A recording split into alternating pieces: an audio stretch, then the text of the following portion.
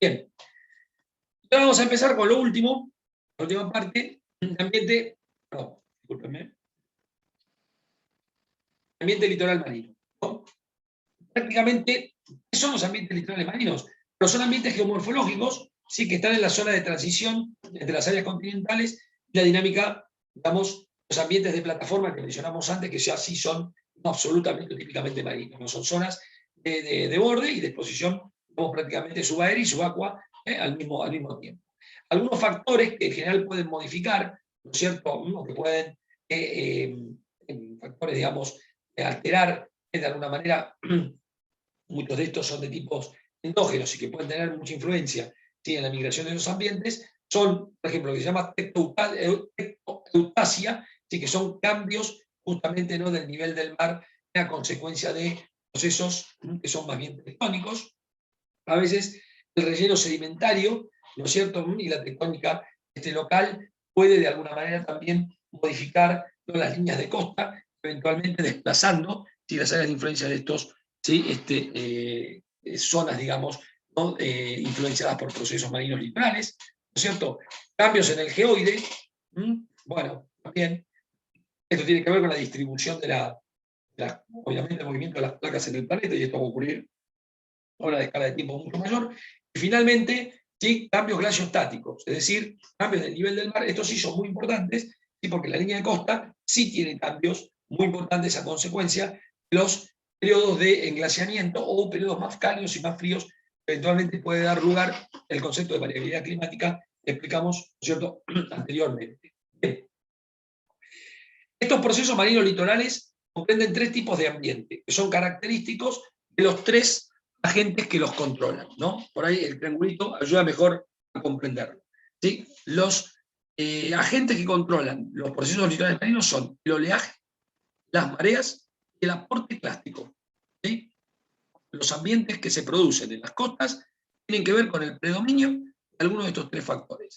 Si yo lo que tengo es una costa dominada por oleaje, ¿sí?, donde la acción del oleaje del mar es el proceso dominante, con mareas de poca intensidad y con poco aporte clástico, o sea, se moviliza material, pero la cantidad de material que llega es poca, ¿sí? Entonces probablemente tienda a desarrollar playas, ¿sí?, ambientes de playas, como lo que ustedes conocen cuando van de vacaciones, ¿sí? En la medida en la que hay un poco más de aporte clástico, ¿sí?, se pueden formar ambientes albuféricos, ¿sí?, es decir, de sistemas, ya lo van a ver, de lagunas, barreras, digamos, marinas, costeras, justamente a consecuencia de pequeñas fluctuaciones, ¿cierto?, del nivel del mar, en un ambiente donde puede haber un poquito más de aporte, ¿cierto?, clástico. Si el aporte clástico es muy importante, muy grande, como ocurre, por ejemplo, en nuestro delta, nuestro sistema Paraná, ¿cierto?, entonces el ambiente que se forma es el delta, es decir, se va acumulando el material plástico en la desembocadura, ¿sí?, de los ríos que lo aportan, y eso eventualmente da lugar al desarrollo, a un avance, ¿no?, de áreas continentales sobre el área litoral, pero que normalmente denominamos delta, ¿sí? Nosotros tenemos nuestro delta del Paraná, o el delta del Mississippi, o el delta del Nilo, todos estos prácticamente, ¿no?, cumplen con esta misma cuestión, son ambientes litorales marinos, ¿sí?, dominados por aporte clástico. Y cuando no tengo un aporte clástico importante, pero mi oleaje no es muy significativo, pero a lo mejor mis mareas sí revisten cierta importancia, o sea, son mesotidales o macrotidales, ¿no es cierto? En ese caso, desarrollo planicies de marea, ¿sí?, son extensas planicies que eventualmente están con poco oleaje, que están sujetas, ¿sí?, a la acción mareal. Por ejemplo, la bahía de San Borombón, en la provincia de Buenos Aires, cumple un poco con esa característica, o ambientes estuáricos, como lo es el Río de la Plata. El Río de la Plata en realidad es un estuario, el estuario del Plata. También, digamos, está controlado por mareas con un relativo de participación de aporte clástico, ¿no? Y en general, esto además es muy dinámico y puede haber, ¿no?, procesos, ¿cierto?, de progradación, ¿no?, de marina, o sea, puede que los ambientes marinos avancen sobre zonas continentales, por ejemplo, en un proceso de aumento del nivel del mar, o puede haber un proceso regresivo, es decir, ¿no?, procesos de retirada del nivel del mar, descenso del nivel del mar, a lo mejor porque ha terminado, digamos, algún o porque está, no sé, existiendo algún tipo de periodo glaciario que hace que estos se retiren y eventualmente empiecen a dejar depósitos costeros, que son las que luego pasan a ser continentales. Como pasa, por ejemplo, si también, ¿no?, en parte de la provincia de Buenos Aires, en el norte, de la faja de médanos costeros. Justamente sí ocurre eso. Ahí hay un retrabajo, ¿no?, eólico, la faja de médanos costeros, es de alguna manera un retrabajo eólico, ¿no es cierto?, sobre de dónde vino todo ese material. Bueno, ese material en un principio fue dejado por el mar. Ahora el mar se retiró y el proceso eólico sí controla esa depositación, ¿no? Bien, el oleaje, bueno, las olas se producen por la acción que el viento tiene sobre digamos, el contacto, ¿no?, del agua con el aire, de alguna manera. Así que el oleaje va a depender en gran medida de la velocidad y el rumbo de los vientos, ¿no es cierto? Fundamentalmente de eso. Por supuesto, sí hay algunos tipos de olas que no se generan por esto, como los tsunamis, que se generan porque hay algún tipo de perturbación mecánica y que genera una perturbación en la masa de agua, generando una ola muy particular, ¿no?, porádica, de muy gran tamaño. Pero si no, en general, el oleaje común se genera simplemente por la interacción del viento, ¿no? Es un poco reflejo del mismo. La ola, en general, es un movimiento, ¿sí?, si quieren, secular, ¿no?, el vaivén, por decir así, de las partículas, ¿no?, de agua en la superficie, ¿no es cierto?, del mar. Y eso tiene, ¿no?, una suerte de influencia en profundidad, ¿no?, porque claro, si vos tuvieras una partícula que estuviera en la superficie, ¿sí?, la misma se iría moviendo, ¿no?, en función de la acción del oleaje. O sea, el oleaje podría mover la partícula. ¿No? Pero ¿hasta dónde el oleaje puede mover la partícula? ¿Cuál es la profundidad, digamos, de influencia que tiene el oleaje? Bueno, se calcula empíricamente que la profundidad de influencia del oleaje suele ser similar a la mitad de la longitud de onda. Es decir, si puedo medir la distancia que hay entre dos crestas de ola, la longitud de onda, ¿sí?, de la ola, dos crestas de ola, eso dividido 2 es la influencia en profundidad que tiene, ¿no es cierto?, el oleaje sobre una partícula. Lo que significa, ¿sí?, que si yo estoy a una profundidad, ¿no?, mayor a la mitad de mi longitud de onda, no voy a sentir efectos, ¿no es cierto?, del oleaje. Bueno, eso es cierto. De hecho, si uno viajara en submarino, ¿no?, notaría que en superficie el mar puede estar muy agitado, pero que el submarino, cuando desciende a cierta profundidad, se pone por debajo de la longitud de onda del oleaje, prácticamente, ¿sí?, ni se entera de lo que pasa en superficie. No hay ningún efecto, digamos,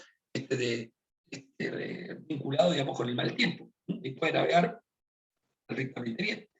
Bien, lo que va a controlar esto, por supuesto, si muchas veces la pendiente de la costa, ¿no? O sea, si la costa tiene pendientes suaves, ¿no es cierto?, como las nuestras, por ejemplo, ¿no?, de las cuales entran al mar directamente, bueno, pues la franja de influencia, ¿no?, del movimiento del oleaje va a ser muy grande, ¿no? Mientras que si tengo costas abruptas, como pasa en Chile, ¿sí?, la influencia del oleaje va a estar, ¿sí?, muy cercana a una zona muy perimetral de la costa. Bien. En las mareas, ¿sí?, lo mismo, ¿sí?, las mareas son un movimiento sincrónico de aumento y descenso de la columna de agua marina, producto de la acción gravitatoria, fundamentalmente en nuestro satélite de la Luna, ¿no? En general, ¿no?, este movimiento suele ser sincrónico, es decir, tiene una secularidad, se da cada 6 horas, se alcanza un máximo y un mínimo, ¿no? Y lo que hace, si querés, de alguna manera, puede favorecer, por ejemplo, para mover, ¿no es cierto?, la influencia del tren de ondas, de ondas de oleaje, más hacia el continente o más hacia el mar. O eventualmente puede inundar zonas, ¿no?, y dejarlas con exposición subaérea 6 horas después. ¿No es cierto? En general, tiene un movimiento, digamos, que suele ser bueno, horario y sincrónico, ¿no? Por ahí un ejemplo típico de control de mareas lo pueden ver en el arroyo Ajó, provincia de Buenos Aires, ¿no? Y finalmente, el aporte clástico no tiene que ver que da como origen a los deltas, como ven acá en la foto, ¿sí?, es simplemente flujos fluviales, en este caso un elevado contenido de carga clástica, que cuando encuentran, ¿no?, un cuerpo de agua, ¿no es cierto?, el agua disminuye, pierde abruptamente su velocidad y por lo tanto su capacidad de transporte y su energía, digamos, de transporte, y las partículas prácticamente se acumulan, ¿no?, o sedimentan en la forma inmediata, digamos, a la desembocadura de los canales, formando justamente, ¿sí?, lo que conocemos como un sistema deltaico como el que ven acá, ¿no? Bien. Las costas dominadas por oleaje, bueno, este es el típico perfil de playa de la costa de vacaciones, como quien dice, ¿sí? A la izquierda están las dunas eólicas, que como ven, corresponde ya al ambiente eólico, y eso está fuera, ¿no es cierto?, del perfil está fuera del perfil de playa, ¿no? O sea, no es parte del esquema marino, ¿no es cierto? ¿Sí? ¿Cuál es la zona, digamos, que realmente está influenciada, digamos, por el oleaje, por el mar? Bueno, miren, es la que está, la que ven en el dibujo. Existe prácticamente, ¿no es cierto?, algo llamado berma. La berma es como un pequeño, esta acumulación, vamos, de material grueso, un poco cordoniforme, no mucha expresión, a veces 20, 30 centímetros, medio metro, ¿sí? Pero que señala el límite del alcance, ¿sí?, del control del oleaje. Normalmente, cuando vamos a la costa, ¿sí?, solemos ver esto diariamente porque lamentablemente la basura, la gente se acumula justamente de forma cordoniforme, ¿no? Y bueno, esa es la berma antrópica, pero bueno, al fin y al cabo, ¿sí?, si no hubiera seres humanos, lo que encontraríamos ahí, por ejemplo, sería a lo mejor restos de bivalvos, de animales marinos, de algas, ¿cierto? Junto con material un poco más grueso, ¿sí?, que normalmente marcan, ¿sí?, el límite de la playa. Pero cuidado con esto, ¿por qué? Porque la berma, ¿sí?, hay distintos tipos de berma. Está la berma, digamos,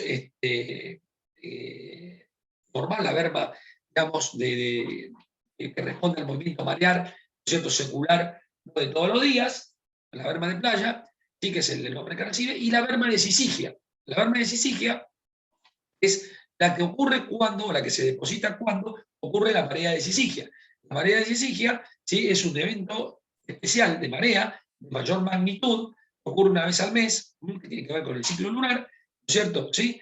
Que en general, claro, empuja el límite de playa mucho más hacia adelante, ¿no? Entonces, la berma que uno normalmente, que esto te pasa si a veces, si fuiste a la playa alguna vez, ¿no es cierto?, en la costa y estabas vos solo, fuiste a lo mejor al mes de diciembre que hay poca gente, probablemente, o vas en el invierno, probablemente veas la berma de sisigia.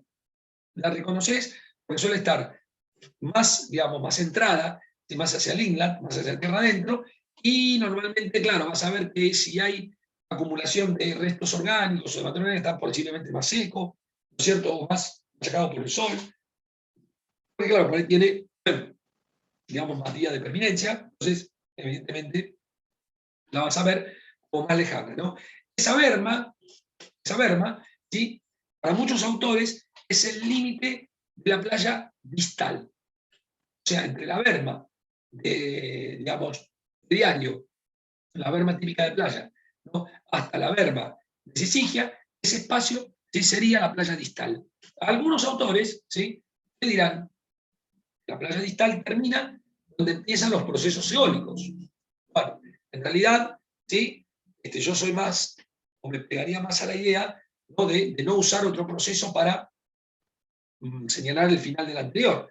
A mí prefiero la idea o sugerirme, o la idea de que la berma, digamos, de sisigia es el límite de la playa distal. ¿Por qué se llama playa distal? Porque eso está sometido a procesos, digamos, marinos, de oleaje, digamos, muy, muy ocasionalmente, por lo menos una vez al mes cuando hay marea de sisigia, ¿no? Si no, es, digamos, la berma diario, la berma de playa. La berma de playa define lo que se llama la playa frontal, que normalmente es la zona, ¿sí?, en la cual la marea controla, ¿no?, el avance y retroceso del control del oleaje que vos tenés directamente en esa región, donde actúan verdaderamente el oleaje, ¿no? Si la profundidad es lo suficientemente adecuada, el tema de la longitud de onda de las olas, entonces lo que vas a tener, ¿sí?, es lo que se llaman corrientes de saque y resaca, ¿sí? O sea, es una corriente, digamos, que es lo que vos ves en el mar, ¿no? Cuando llega la ola y se retira la ola, llega la ola y se te retira la ola. Bueno, esa llegada y retirada, moviliza el material de una manera, ¿no?, como de vaivén, como de hacia adentro, hacia el mar de vuelta, hacia adentro, hacia el mar de vuelta. Bueno, hasta que en algún punto, ¿no es cierto?, la energía no alcance para mover algunas partículas, entonces la seleccione y deje finalmente algún tipo de cordón costero con fibras más gruesas, ¿no? Es muy común en el retiro del mar, ¿no es cierto?, ¿sí?, y en este movimiento, ¿no?, de oleaje, como ves acá en el dibujo, ¿sí?, existan algunos canales, ¿sí?, que se forman paralelos a la costa, ¿no?, porque justamente, a ver, en parte porque el tren de olas siempre pega perpendicular a la costa, a veces también pega lateralmente, y algunas componentes, ¿no?, de flujo laterales forman algunos canales paralelos. Eso lo habrás notado para los que han ido a la playa, si cuando vos te metés, ¿no?, en el mar y de pronto decís, uy, hay un pozo, ¿no?, y todos nos quedamos en el pozo. No, no hay ningún pozo, un canal, digamos, costero, paralelo, y justamente es porque el tren de olas no impacta en forma perpendicular, raramente impacta en forma perpendicular, no contra la playa, ¿no es cierto? Luego, sí, vas a notar que de nuevo, cuando vas hacia la zona de rompiente, volvés a notar que si seguís caminando, el agua vuelve a ser más somera. Entonces, a lo mejor es muy típico esto, ¿no?, que vos te metas en el mar, si te llegue el agua a la cintura, no sé, por ejemplo, a la cintura, después camines más y tengas el agua en la rodilla.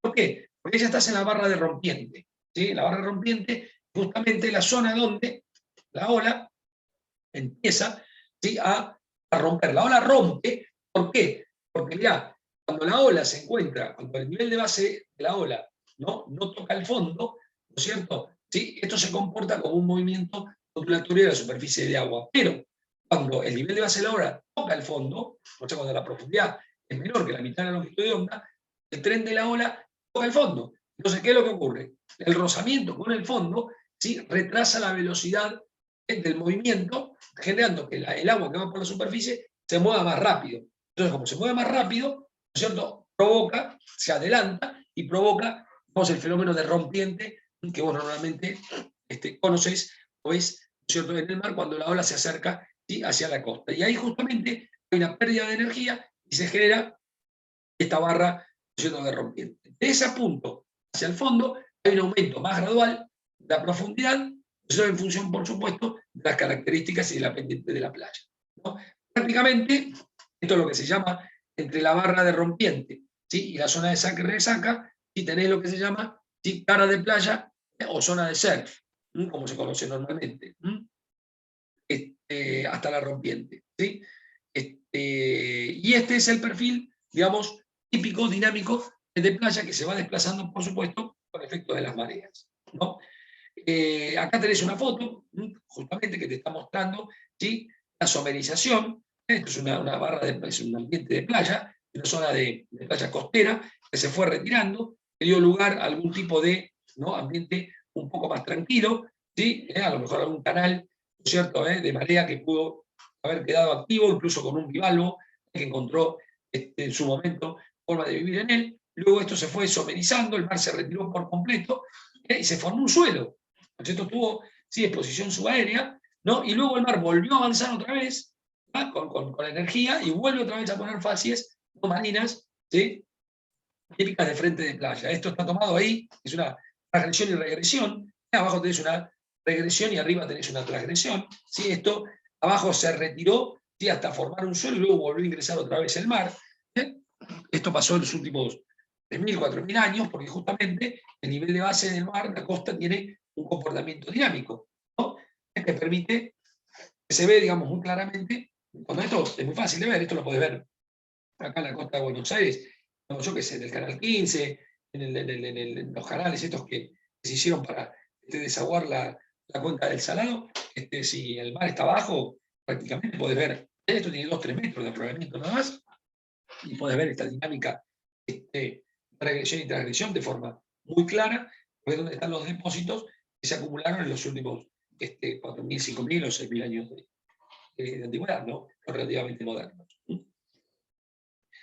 Bueno, la isla Barrera, ¿no es cierto?, es un tipo también muy particular de ambiente que se genera básicamente cuando el aporte plástico en la playa es muy grande, ¿sí? O sea, o es más grande que lo común. Entonces, el oleaje no logra de alguna manera redistribuir todo el material, digamos, a lo largo, ¿no?, de la costa marina, y lo acumula de alguna forma,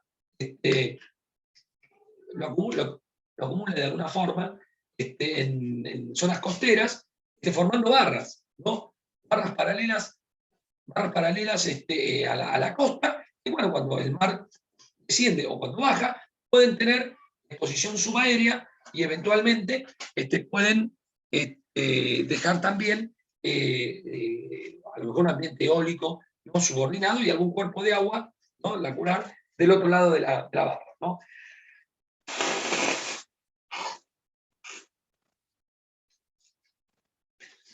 Bueno, un ambiente característico de esto, para los que han viajado un poco, aunque muy antropizado, ¿sí? Es la zona de Mar Chiquita, al norte de Mar del Plata. Y ahí te vas a encontrar con una laguna, ¿sí? Una serie de barras marinas con retrabajo eólico, y luego normalmente la playa. Bueno, ese es el típico esquema, ¿no?, de desarrollo de isla barrera, que normalmente ocurre cuando tengo un poquito más de material clástico presente en mi ambiente de oleaje, ¿no es cierto? También, digamos, puede pasar, ¿sí?, que el material plástico escasee, ¿no es cierto? Se me encuentra en costas acantiladas, por ejemplo, como las que ven ahí. Esto también está en el sur de Buenos Aires, ¿sí?, en una zona que tal vez conozcan, esta Barranca de los Lobos, donde prácticamente no hay material fino.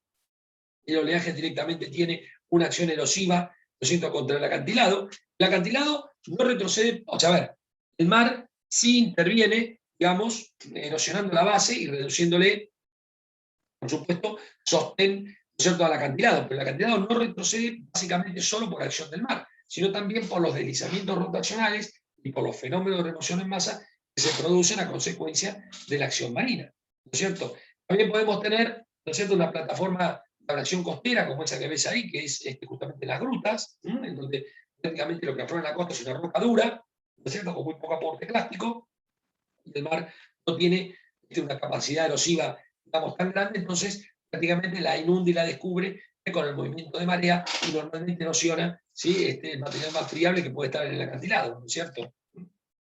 Y en general también puede haber canales, ¿no?, porque muchas veces la marea sube en forma mantiforme, pero se retira de manera encausada. O sea, cuando vos, igual que las inundaciones, estos procesos suben de forma mantiforme, pero cuando se retiran lo hace de forma encausada, y pueden dejar canales o estructuras de canal de evacuación del agua, que son típicas también de este tipo.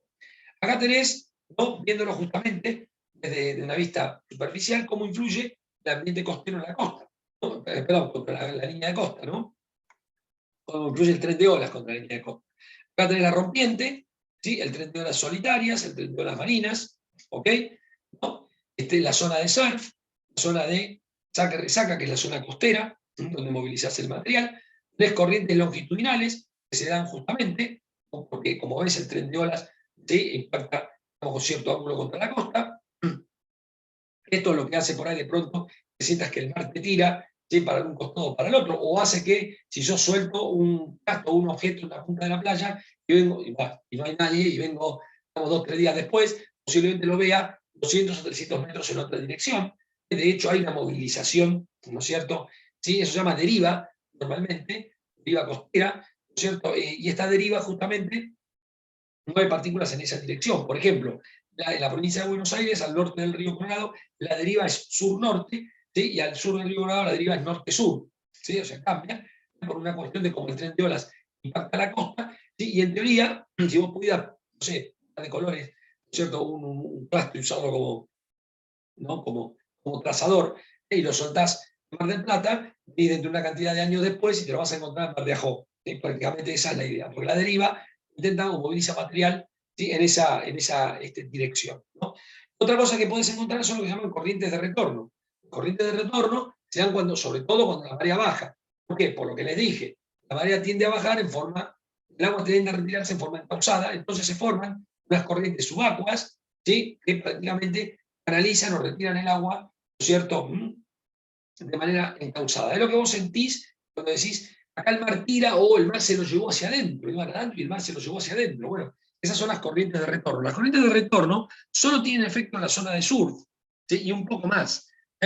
Normalmente es curioso porque es una de las causas o de una gran cantidad de personas que no saben a lo mejor nadar en aguas abiertas o no saben nadar en el mar, porque se asustan, intentan nadar en contra de las corrientes de retorno, que normalmente suelen ser bastante fuertes. Vos ves que esto te empuja cada vez más para adentro, y tenés la idea en la cabeza de que te va a llevar, qué sé yo, al medio del Atlántico, pero la realidad es que la corriente de retorno raramente te lleva más de 50 o 60 metros de la costa, raramente, ¿sí? Prácticamente cuando llega allí, pasa la rompiente, el volumen de agua es tan grande que la corriente pierde fuerza naturalmente, y vos podrías salir perfectamente de la situación, dejando que el mar te arrastre, hasta que te deje de arrastrar. En ese momento simplemente nadas un poquito de costado y volvés a aprovechar el empuje de la rompiente que siempre te va a llevar a la costa, ¿no? O sea que si en algún momento tenés algún percance de estos, en lugar de asustarte y entrar en pánico, ¿no es cierto? Lo que tenés que hacer es dejar que el mar te lleve,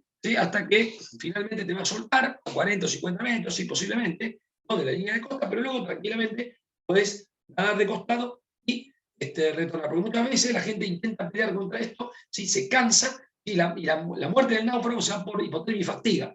Son los dos factores, ¿no? Entonces acá te pasa lo mismo. Y la fatiga es la que generalmente te genera, digamos, finalmente el ahogo, ¿no? Así que realmente el truco es ese, justamente. Bueno, ya les di la clase de salvataje marino. Bien, a ver, algunos ejemplos, ¿no? Acá tiene ejemplos de costas no dominadas por oleaje, ¿no? Como por ejemplo, no sé, tomé una foto de Villa Gesell, ¿sí? Que uno las puede tomar en cualquier parte, ¿no? del norte de la península, ¿sí? Estas pueden ser dominadas por arenas, como pasa en la provincia de Buenos Aires, dominadas por gravas, como suele ocurrir, por ejemplo, ¿no? En Patagonia, o mixtas, ¿no? Con arena en la orilla, ¿no? Y grava en el interior, que también suele haber, digamos, a lo largo de toda la costa, digamos, argentina, que es muy extensa, ¿no? En general, las playas mixtas en Chubut, en general, tienen un origen muy controvertido, aunque hay modelos posicionales, la verdad, muy diferentes, en función de los distintos eventos geológicos. Muchas de ellas se vinculan con planicies fluvioglaciares, así que es un poco complicado tratar a veces de explicar la génesis de estas playas mixtas, ¿no? En el sur. ¿Sí? Bueno, acá es como se ve, este es el registro geológico, ¿sí? Es como se ve, ¿sí? Por ejemplo, las playas en la bahía de San Boromón, las playas no actuales, las paleoplayas, estas pueden tener varios miles de años, no mucho, no más de 6.000, ¿cierto? Acá ven las estructuras características que siempre mencionamos, ¿sí? Bueno, también la pendiente de la playa, ¿no? Que se calcula prácticamente la pendiente de la playa, la pendiente de la cara expuesta, ¿no? Al oleaje, la cara de surf, ¿sí? La playa distal, la playa activa, la playa proximal, ¿sí? La que se utiliza como pendiente de playa, ¿sí? O sea, entre la berma y la zona de saque y resaca, o sea, donde simplemente, no nada, es un valor, ¿cierto?, de inclinación de longitud en función de diferencia de cota. Esto lo pueden medir con un nivel, no hay nada del otro mundo. ¿Sí? Acá se ve muy bien en esta foto, esto cerca de, como ven, cerca de Tapantalá, ¿sí? Acá se ve muy bien la inclinación de la pendiente de la playa y la altura de las mareas. Acá se ve el efecto de la altura de las mareas, que justamente acercan el tren de olas, ¿no? Y erosionan parcialmente este pequeño acantilado de sedimento pampeano, del pampeano, que se encuentra en este lugar.